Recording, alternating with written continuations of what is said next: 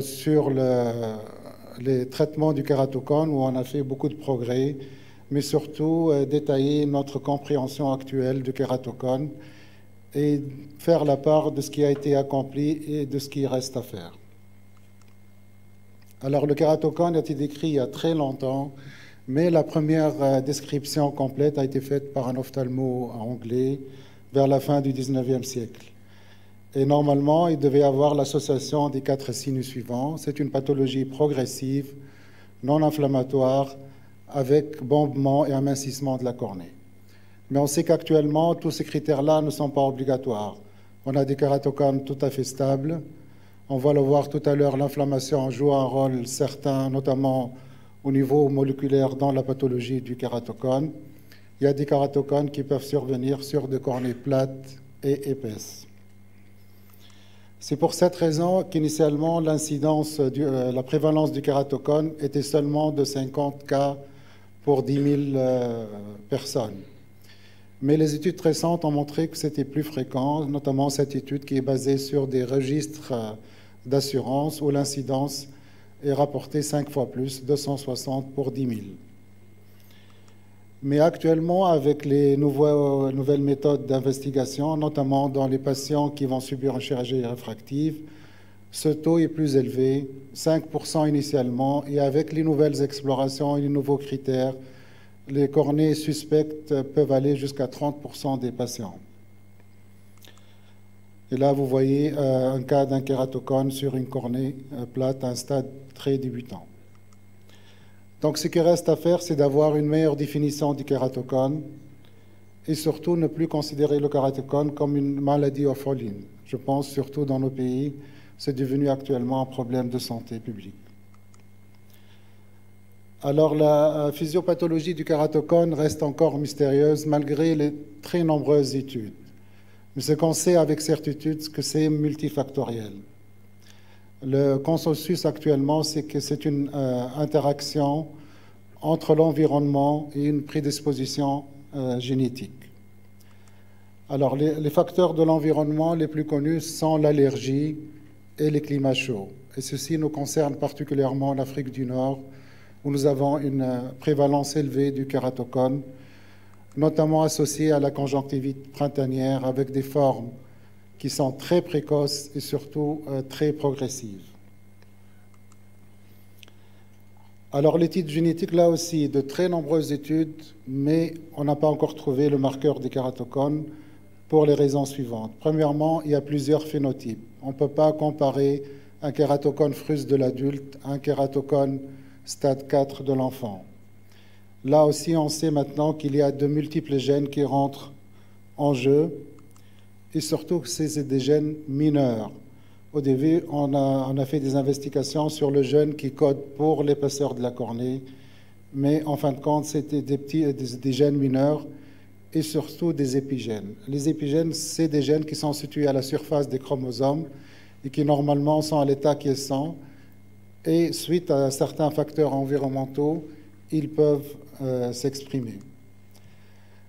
Donc là, pour résumer très brièvement la physiopathologie du kératocone, donc vous avez une prédisposition génétique, il y a un facteur déclenchant de l'environnement, et suite à cela, il y a une perturbation complète du métabolisme de la cornée. Et ça touche principalement le collagène. Donc il va y avoir une diminution de la production du collagène, une augmentation de la destruction du collagène, et avec augmentation des médiateurs de l'inflammation et augmentation du stress oxydatif. Et par la suite surviennent les modifications biomécaniques et de morphologie cornéenne qu'on connaît tous.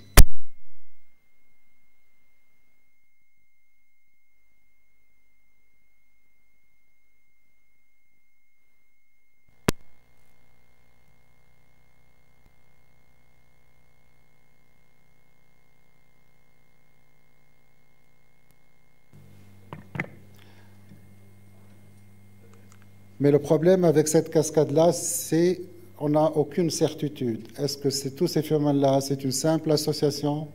Est-ce qu'elles sont la cause ou plutôt l'effet de la maladie de la cornée? Donc, ce qui reste à faire, c'est vraiment de décrire la cascade de la physiopathologie du kératocone et en particulier le premier événement qui va déclencher la maladie. Tant qu'on ne connaîtra pas le primum movens, on ne pourra pas faire un traitement préventif efficace. L'autre chose qu'on ne sait pas encore, est-ce que l'affaiblissement de la cornée survient en premier lieu ou est-ce que c'est plutôt le changement et le bombement de la cornée qui provient en premier lieu? Autre chose, actuellement, dans le concept le plus moderne du kératocone, on parle plutôt de maladie focale qu'une maladie généralisée de la cornée. C'est une décompensation en un seul point de la cornée. Et ceci change beaucoup notre approche du kératocone. Et donc, ce qui reste à faire, c'est de trouver justement un marqueur génétique pour les kératocones pour faire un diagnostic de certitude ou un marqueur biologique. Ça a été décrit qu'il y a une augmentation des médiateurs de l'inflammation au niveau des larmes des patients de kératocones, mais la sensibilité, la spécificité n'atteint pas les 100%, donc il reste encore des choses à faire. Donc pour le moment, nous devons nous contenter des changements morphologiques de la cornée pour faire le diagnostic. Et tout le problème de détecter les stades les plus précoces du kératocone. Contrairement à une croyance qui est très répandue, c'est vraiment la topographie antérieure qui reste le meilleur moyen justement pour diagnostiquer le kératocone pour une raison très simple, parce que c'est la topographie antérieure qui a la meilleure résolution spatiale. Là, vous voyez une topographie antérieure qui date de 20 ans, vous avez seulement une douzaine d'anneaux. Et là, les topographes modernes avec une haute résolution, vous voyez, vous avez beaucoup plus d'informations. Donc là, juste pour illustrer, une topographie d'élévation. Là, vous voyez un bombement inférieur. Une autre topographie antérieure qui vous donne plus de renseignements. Et vous voyez ici en haute résolution, on a encore plus d'informations. C'est une dégénérescence marginale plus pellucide. Ce n'est pas un kératocone. Alors, comment on fait le diagnostic de kératocone? On a dit que le kératocone, c'est une décompensation focale de la cornée. Donc, ce qu'on va rechercher, c'est la symétrie et rien d'autre. Et là aussi, le premier index qui a été décrit reste toujours le meilleur. C'est l'index I-S qui a été décrit par Anivis en 90.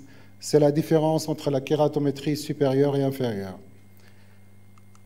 Initialement, la valeur seuil était de 1,2 dioptrie. Puis ça a été augmenté à 1,4 dioptrie parce qu'il y avait beaucoup trop de faux positifs. Et là, nous touchons un point essentiel dans la détection du kératocone, c'est la valeur seuil. C'est celle qui va déterminer votre sensibilité, c'est-à-dire la capacité de diagnostiquer le kératocone.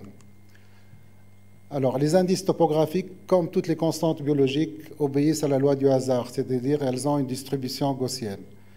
Donc là, vous avez dans le kératocone la courbe en rouge et en vert la courbe dans la population normale.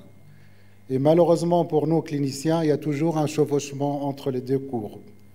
Et en général, on choisit la valeur seuil entre les deux courbes pour avoir un équilibre entre les faux positifs et les faux négatifs. Et donc là, vous voyez, quand vous augmentez votre valeur seuil, vous allez augmenter votre spécificité, c'est-à-dire vous allez diagnostiquer que les kératocones. Mais là, vous allez avoir beaucoup de faux négatifs. Par contre, si vous allez diminuer cette valeur seuil, vous allez augmenter votre spécificité. Donc, vous allez diagnostiquer tous les cas de kératocones, mais vous aurez beaucoup plus de faux positifs. Alors, en matière d'épidémiologie, il vaut mieux avoir un équilibre, c'est-à-dire être au centre. Mais quand on fait de la chirurgie réfractive et quand on a des impératifs de sécurité, il vaut mieux avoir une spécificité plus que la sensibilité. Et là, c'est une excellente étude qui a été faite par Khalil Rais sur l'ectasie en Tunisie. Vous voyez ici le fait d'abaisser cette valeur I-S à 1 dioptrie, on aurait évité 65% des cas d'ectasie post-lasique.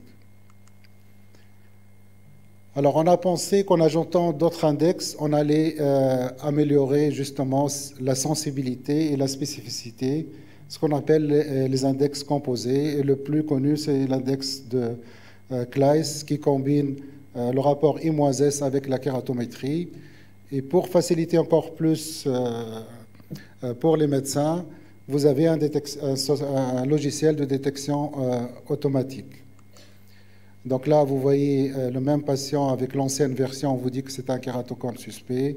Et les versions les plus modernes, on vous donne aussi un pourcentage de l'existence d'un kératocone.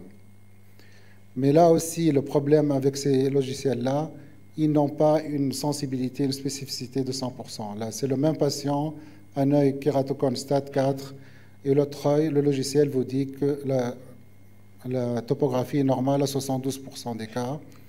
Et là, en faisant une carte pachymétrique, on voit l'amincissement paracentral. Et donc là, en pensant, en ajoutant d'autres investigations, normalement la topographie d'élévation, on allait améliorer justement notre détection du kératocone. Mais quand on regarde la littérature et surtout les études très larges avec une population supérieure à 2000 patients, on voit qu'elles n'ajoutent rien du tout du point de vue épidémiologique. C'est-à-dire que leur sensibilité et spécificité n'est pas supérieure au rapport I-S. Et aucun d'eux n'a montré sa supériorité. Donc là, c'est juste pour illustrer. Vous voyez kératocone sur la topographie antérieure et la face postérieure tout à fait normale. Et là, en topographie antérieure, le diagnostic devient évident. Et donc là, pour très rapidement, ma préférence, c'est la topographie antérieure parce qu'elle a une meilleure résolution spatiale. Topographie d'élévation, surtout les cornées irrégulières. La barométrie, augmentation du coma, mais pas très spécifique. Biomécanique, là aussi, ce n'est pas très spécifique. Et actuellement, il y a beaucoup d'articles dessus, c'est l'OCT de haute définition, et notamment les cartes épithéliales. Vous voyez ici, œil droit, stade 4, œil gauche, il n'y a pas de détection du kératocone. Mais quand on regarde ici la carte pachymétrique et surtout la carte épithéliale, vous voyez l'amincissement paracentral qui serait un signe justement de kératocone. Mais sachez qu'il existe des kératocones cliniquement unilatéraux, comme on le voit ici, et qu'on n'arrive pas à détecter. Donc, ce qui reste à faire, c'est de trouver un index topographique universel, mais là, c'est impossible, parce qu'il y a un conflit entre la spécificité et la sensibilité. Donc, l'idéal, c'est un marqueur génétique ou des systèmes experts. Et donc là, pour terminer très rapidement, concernant les thérapeutiques dans les kératocones et en général, sachez qu'actuellement, nous sommes à une période de médecine basée sur les évidences. Et il y a une hiérarchie des évidences. Et au sommet de la hiérarchie, c'est les études randomisées prospectives et qu'il faut avoir au moins 2 études prospectives pour avoir une évidence de niveau 1. Et regardez l'opinion des experts, numéro 7, en dernier lieu. Ceci est très important. Nous ne sommes plus à une période empirique. Il faut baser nos décisions sur le niveau d'évidence scientifique.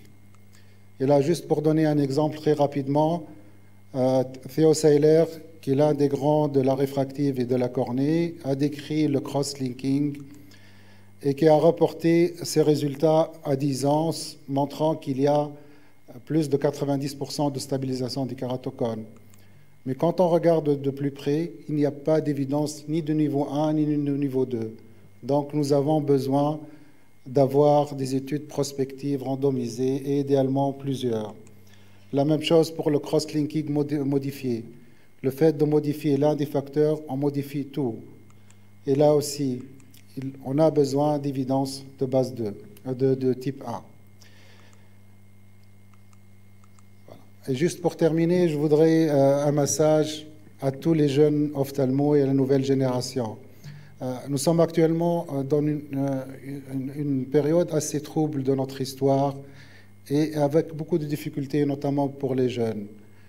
Mais nous nous consolons toujours en disant que nous avons une civilisation qui dépasse les